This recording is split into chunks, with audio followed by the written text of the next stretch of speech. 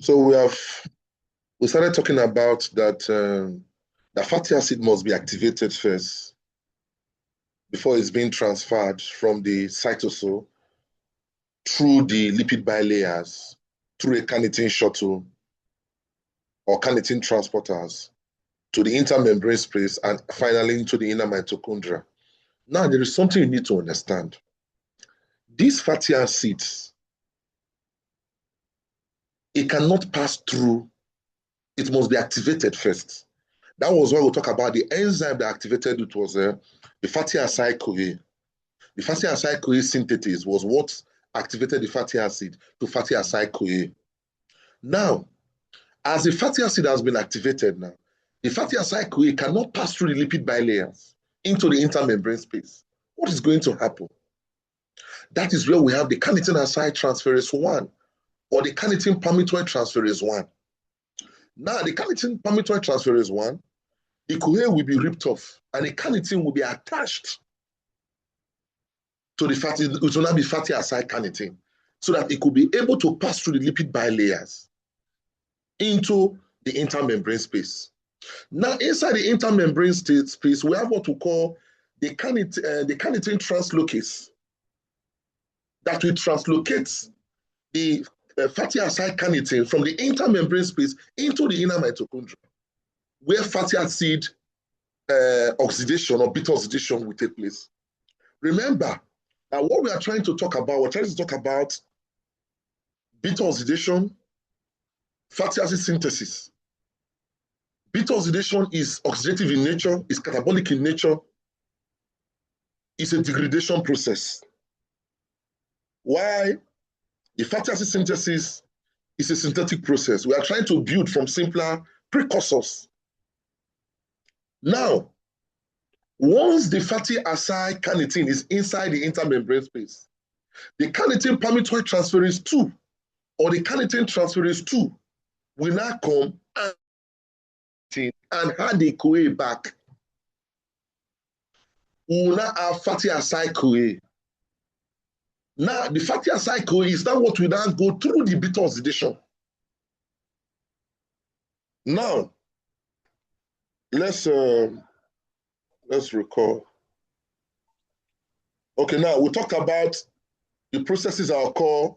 That beta oxidation is a sequential removal of two carbon atoms. So we'll talk about the processes that are involved, where we have dehydrogenation reaction, where FADH2 is produced. We have hydration reaction, where water is involved. We also have another dehydrogenation reaction or also oxidation process. Instead of FADH2 to be produced, NADH will be produced, and the theolytic cleavage, which I've communicated to you guys. Look at the diagrammatic representation. Now, we'll talk about the acid-CoA dehydrogenase. That is a family of enzymes where we have the medium chain acid dehydrogenase that act on medium chain fatty acids. You understand? And I talked to you guys that apart from the acid-CoA dehydrogenase and the medium chain acid dehydrogenases, we also have the long chain acid dehydrogenases. You understand? Or dehydrogenase. We'll also talk about the metabolism of hot-chain fatty acids and also that of propionine-CoA. So what we have today is we'll be looking at, because we have to round up this lipid metabolism and go into genome organizations, and also I'm rounding it up with you today, must. I'm rounding it up with you today, must. Now, fatty acid synthesis. You see, you cannot jump from Nigeria to America. It's not possible. You can only take a flight to America. Now, or you can go through the ocean, that is through the sea. Now, you cannot understand metabolic processes without you understanding the introduction to metabolism. Where we talk about the anabolic process, the catabolic process, the amphibolic processes. Who is this Chigozie, whatever? Can you clean this thing? What's going on? Now, what you need to understand is that anabolic process is whereby energy is absorbed. It's a synthetic process. is whereby the simpler precursors are being put together to give you the main compound we are looking at. For example, when we are talking about triacylglycerol now, the free fatty acids and glycerol must come together. These are the simpler precursor that will give you triacylglycerol. Now, you already know, class, that beta oxidation takes place in the mitochondria, but the fatty acid synthesis occurs where? It occurs in the cytosol. These are the things you should need to understand. Now, when I was talking to you guys about de novo synthesis, I told you whenever you hear biochemically about de novo means you are building from the scratch. So de novo synthesis of fatty acids occurs where? It occurs in the liver, in the adipose tissues, in the kidney, and lactating mammary glands. For example, in the synthesis of fats, there are some compounds that are involved. For example, substrates that are involved. Acetyl-CoA is involved. In fact, acetyl-CoA is a major starting material for the synthesis of fat. We also have CO2, or we also have NADPH. Remember, in your pentosulfate pathway, when we're talking about the pentosulfate pathway, also another oxidation of glucose. You can see it's an alternative route for the oxidation of glucose. You can see that in the oxidative phase, there was a production of NADPH. Now, 50% of NADPH is produced in the pentosulfate pathway, while the remaining 50% is produced in the synthesis of fat. Now, look at it.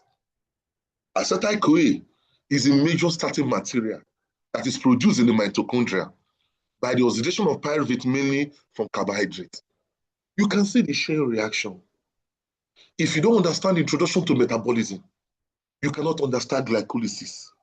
You cannot understand the oxidation, the metabolism that takes place in glycolysis in the cytosol from glucose to give you pyruvate. And that pyruvate is a 3 carbon atoms that was converted to what? Acetyl-CoA, a 2 carbon atoms, by pyruvate dehydrogenase complex. And remember that pyruvate can also be converted to oxaloacetate by pyruvate carboxylase. Now, class, when the oxaloacetate and acetyl-CoA, they combine together as a condensation reaction by the first enzyme in the TCA cycle, in the tricarboxylic acid cycle that takes place in the mitochondria, what are you going to have? You are going to have citrates. Now, citrates cannot pass through the lipid bilayers from the mitochondria to the cytosol. The reason is that fatty acid synthesis occurs in the cytosol, but the production of citrates, the TCA cycle, occurs in the mitochondria. Glycolysis occurs in the cytosol. That was why I was talking to you about compartmentation. Ms. Vivian will be the one to teach you guys. In fact, my dear brethren, I'm tired. Vivian will be the one to come and take you guys in regulations. But as you guys are my family, you people that are here, by God's grace, with the help of Amarachi, Mesoma, and Mimi, we can organize a class. I will talk to you about the regulations. You need to understand the role of compartmentation. I'm here. I'm teaching. Now, acetyl-CoA is a major starting material that is produced in mitochondria. By what? By the oxidation of pyruvate, mainly from carbohydrates. So when carbohydrate metabolism of glycolysis takes place, and we have pyruvate will be converted to acetyl-CoA. It is that acetyl-CoA that will combine with oxaloacetate to give you citrate in the first step in the TCA cycle. Now, that citrate cannot pass through the lipid bilayer except to the process of citrate shuttle. That citrate shuttle is now what will now carry that citrate to the cytosol, class. Now, inside the cytosol, this one will talk about the citrate layers. The citrate layers is what will now break that citrate to give you what? Acetyl-CoA and what? Oxaloacetate. That acetyl-CoA and oxaloacetate that was condensed, that was joined together in the mitochondria, they are now being joined together in the cytosol. You understand? They are not being broken down because citrate layers will break the citrate to give you acetyl-CoA and oxaloacetate. I will show you again here. Now, fatty acid synthesis occurs in the cytosol, whereas beta oxidation occurs in the mitochondria. You can see it now. I don't want anybody to fuck up. In fact, none of you are supposed to get anything less than A in biochemistry because you have me. Humans can synthesize all the required fatty acids, except what? These niggas, this linoleic and linoleic acid, is the one my supervisor talked to you guys. These guys are very long chain fatty acids. In fact, the hydrocarbon chain is from 24 and the rest, 18, 24 and the rest. They are big. And you cannot get them from, they cannot synthesize them in the body. You can only get them from diets. So they are essential dietary requirements. Now, he said before beta oxidation or before fatty acid synthesis begins, acetyl-CoA must be translocated from the mitochondria where it is produced to the cytosol where it is utilized. Hold on. Amara, get me bottled water. Some more. Now, what am I trying to say? What I'm trying to say is that the inner mitochondrial membrane is impermeable to acetyl-CoA. Remember, the inner mitochondrial membrane is impermeable to acetyl-CoA. So the citrate shuttle is used to carry acetyl-CoA that is embedded in the citrate from the mitochondrial matrix to the cytosol. What am I trying to say? Let me do a diagram for you. This is glucose that was brought in by the glucose transporters. You undergo glycolysis. You have pyruvates. Now, it's a 10-step reaction. Now, this pyruvate, what will happen? Pyruvate will be converted to what? Acetyl-CoA. Pyruvate can also be converted to oxaloacetate, OAA. This is pyruvate dehydrogenase complex. This is pyruvate carboxylase. CO2 enters. Now, these two niggas will combine together to give you what? Citrate. By which enzyme? Citrate synthase. This is the first step in the TCA cycle. Now, this citrate now contains what? Acetyl-CoA and oxaloacetate. Now, citrate, there's what they call the lipid bilayers. Citrate now cannot pass here except through the citrate shuttle. Now, the citrate shuttle will now transfer this citrate from the inner mitochondrial membrane, from the mitochondria to where? To the cytosol, excuse me.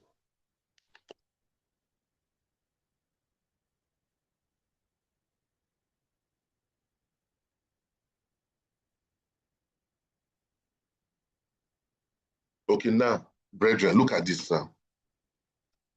This thing I'm saying now, I can tell you, discuss the mechanism of action of the citrate shuttle. Now, what are you going to tell me now? You have to talk to me that through the glycolytic process that occurs, that pyruvate is converted, the 10-step reaction, pyruvate was formed, pyruvate was converted to what? To acetyl-CoA by pyruvate dehydrogenase complex. Pyruvate was also converted to what? Oxaloacetate by pyruvate carboxylase. Now, this acetyl-CoA and oxaloacetate, they combine together. This is a condensation reaction. Now, the citrate synthase, look at the enzyme here. We combine these two niggas to give you citrate. Now, the citrate shuttle, look at it. This is a lipid bilayers. Citrate cannot pass here. Acetyl-CoA cannot even pass here. No, sorry, let me not use the word acetyl. Acetyl-CoA cannot pass through here. That was why it was condensed to give by the citrate synthase to give you citrate. Now, the citrate shuttle will now pass the citrate where? To the cytosolic side. So when the citrate shuttle passes the citrate to the cytosolic side, now the citrate now is in the cytosol. This nigga citrate layers will now break this nigger to give you back this acetyl-CoA oxaloacetate that combine to give you citrate. Now, what will happen, my dear brethren? This nigger now is the major starting material for the synthesis of fats. This one will talk about the rate-limiting enzyme in the synthesis of fats. It is called acetyl-CoA carboxylase. It is what will now add a CO2 to acetyl-CoA to give you what? Malonyl-CoA. The acetyl-CoA carboxylase is the rate-limiting enzyme. So when the CO2 is added to acetyl-CoA, acetyl-CoA is a 2-carbon molecule. Then the malonyl-CoA, or the committed step that is formed, is a 3-carbon atoms. And it is a major donor. It will be donating 2 carbon atoms for the elongation of fatty acid synthesis, which I will show you later. Let's leave that one for our side. Let's talk about the oxaloacetate. Oxaloacetate will now be converted to what? Malate. By what? By malate dehydrogenase. Malate will be converted to what? To pyruvate by the malic enzyme. Now, pyruvate can pass through these lipid bilayers. When pyruvate passes through these lipid bilayers, it can pass there. It passes through the lipid bilayer and come back to the mitochondria. Now, pyruvate will be converted back to oxaloacetate. Now, there is something you need to understand. From malate to pyruvate, it's a decarboxylation process. Look at it. CO2 was lost. But from pyruvate to oxaloacetate, from malate to pyruvate, it's a decarboxylation reaction by the malic enzyme. I told you guys that anywhere you see in a biochemical terminology, you see the word decarboxylation, it means that CO2 is lost. Anywhere you see carboxylation, it means that CO2 enters the reaction. But look at these things diagrammatically, my dear brethren. You can see now that malate was converted to pyruvate. It's a decarboxylation reaction. It was catalyzed by the malic enzyme. CO2 is lost. There, the arrow goes like this. CO2 is lost. But the carboxylation reaction, CO2 enters to give you what? Oxaloacetate. These are the things you need to understand. Now, we are now able to transfer acetyl-CoA to the cytosolic side through the help of the citrate shuttle and also the help of the citrate synthase. Now, let's talk now. Okay, hold on. You know, I used to do repetition, the essence of repetition, so that it will stick. All these things I just explained now, look at it. Citrate is formed in the mitochondria by the condensation of what? Oxaloacetate. Look at it. Citrate is formed in the mitochondria by the condensation of acetyl-CoA and oxaloacetate. By citrate what? Synthase. And then relocated into the cytosol by transport protein. What transport protein? A tricarboxylic acid transporter. Now, once in the cytosol, citrate is cleaved by what? By ATP citrate layers. Or citrate cleavage enzyme at the expense of a molecule of ATP to form acetyl-CoA and oxaloacetate. Now, remember that in the mitochondria, it was joined together by citrate synthase to give you citrate. Citrate was relocated to the cytosol. And citrate layers, the ATP citrate layers, remember to put ATP citrate layers for me. And also remember to put allosterically in some allosterical terms. That ATP and citrate is allosterically inhibited PFK1. Now, once in the cytosol, my dear brethren, citrate is cleaved by ATP citrate layers, got acetyl-CoA and oxaloacetate. The transport and cleavage reaction must take place 8 times to provide all of the carbon atoms required for palmitate synthesis. Palmitate means fatty acids. It has the 16 carbon atoms. The inner mitochondrial membrane is impermeable to oxaloacetate, which is converted through to sequential reactions to pyruvate. First, oxaloacetate is reduced to malate. I just explained it to you now.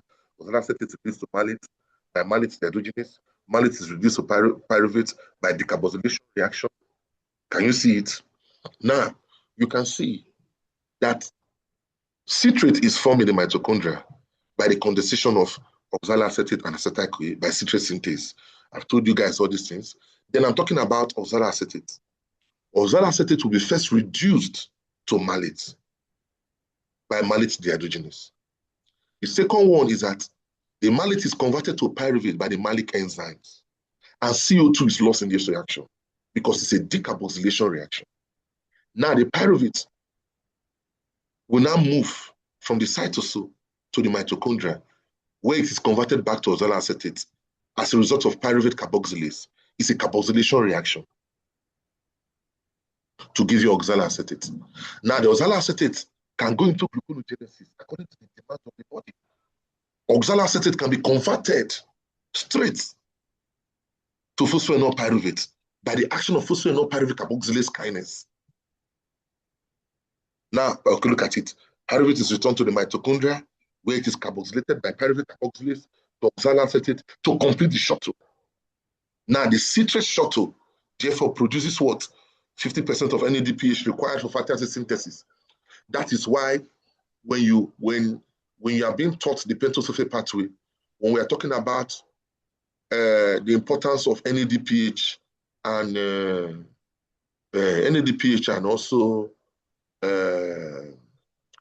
ribose 5-phosphate, you can see that NADPH is used for the synthesis of fat, is used for the synthesis of neurotransmitters and the rest, while ribose 5-phosphate is used for the synthesis of nucleotides. If you are very sensitive enough, when the lecturer will come to teach you guys the de novo synthesis of purine and pyrimidine, you will know that from the non-oxidative phase of the pentosulfate pathway, where ribose 5-phosphate is produced, that ribose 5-phosphate is the precursor or the starting material for the synthesis of inosine monophosphate, a purine base. Okay, Lagos. Now let's talk about the steps in fatty acid synthesis. Let's talk about the steps in fatty acid synthesis.